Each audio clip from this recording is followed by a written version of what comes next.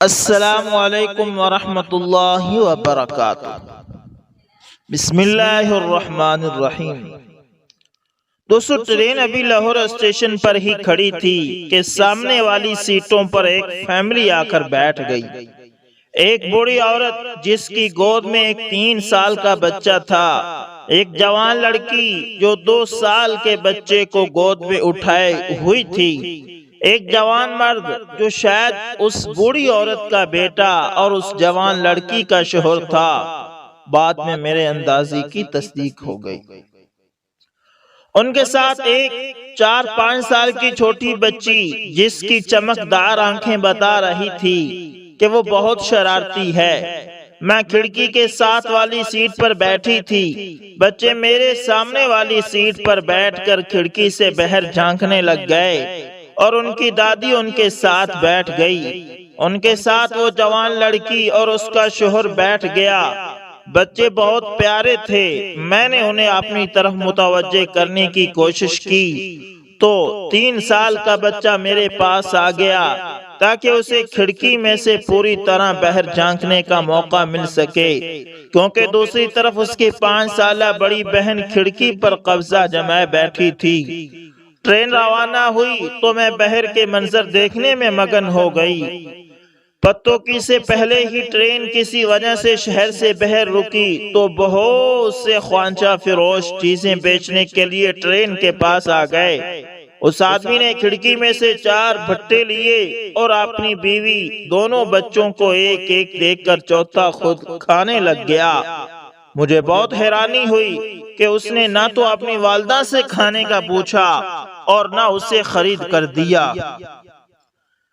میں نے سوچا شاید وہ نہ کھاتی ہو۔ ٹرین روانہ ہونے کے کچھ دیر بعد ہی ایک جوس بیچنے والا آیا تو اس آدمی نے اسے روک کر 5 جوس لیے اور پھر پہلے کی طرح 4 اپنی بیوی اور 3 بچوں میں تقسیم کیے اور 5واں خود پینے لگ گیا۔ اس کی والدہ اس کی طرف دیکھتی رہی، لیکن نہ جانے کیوں اس نے اس دفعہ پھر والدہ کو نظر انداز کر دیا۔ وہ بوڑھی عورت مایوس ہو کر کھڑکی سے باہر دیکھنے لگ گئی۔ چھوٹی بچی نے دادی کی طرف جوس کیا کہ امی میرا جوس پی لو، تو عورت نے آنکھوں میں آنسو بھر کر آہستہ سے کہا کہ بیٹا تم پیو، مجھے لے کر دینا ہوتا تو تمہارے پاپا لے دیتے۔ یہ سب دیکھ کر مجھے بہت غصہ آیا اور میرا پارا ایک دم چڑھ گیا۔ اس آدمی کو بچے کے ساتھ کھیلتے دیکھ کر ہمارے ساتھ بیٹھی عورت نے کہا کہ یہ عمر کتنی اچھی ہے اور والدین بچوں کا کتنا خیال کرتے ہیں، لیکن بعض دفعہ اولاد جوان ہو کر ماں باپ کا خیال نہیں کرتی۔ اس پر اس آدمی نے کہا نہیں جی، جو حلالی ہوگا وہ تو اپنے ماں باپ کا خیال ضرور کرے گا، اور کوئی بدبخت ہی ہوگا جو اپنے ماں باپ کا خیال نہیں کرے گا۔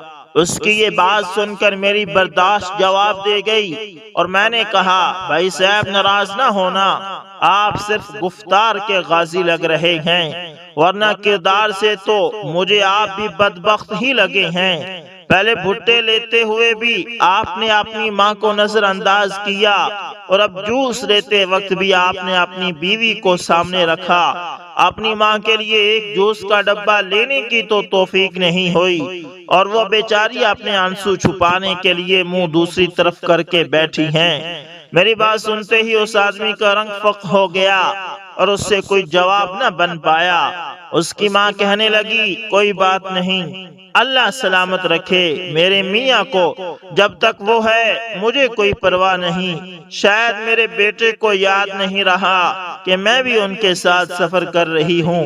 اس کے بعد باقی 1 گھنٹے کے سفر میں وہاں بالکل خاموشی چھائی رہی اور میں نے اس آدمی کا جھکا سر دوبارہ اٹھتا نہ دیکھا۔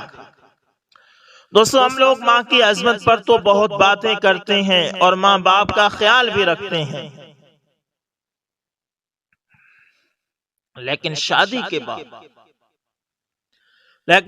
کے بعد بہت سے مرد حضرات کا رویہ اپنے ماں باپ سے بدل جاتا ہے اور اس کے لیے پہلی ترجیح اس کی بیوی اور بچے ہو جاتے ہیں۔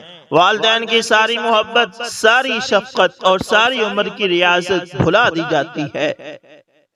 ہماری وہ روایات ایسا ایسا دم توڑ رہی ہیں جس میں والدین اپنے آخری وقت تک گھر کے سربراہ رہتے ہیں۔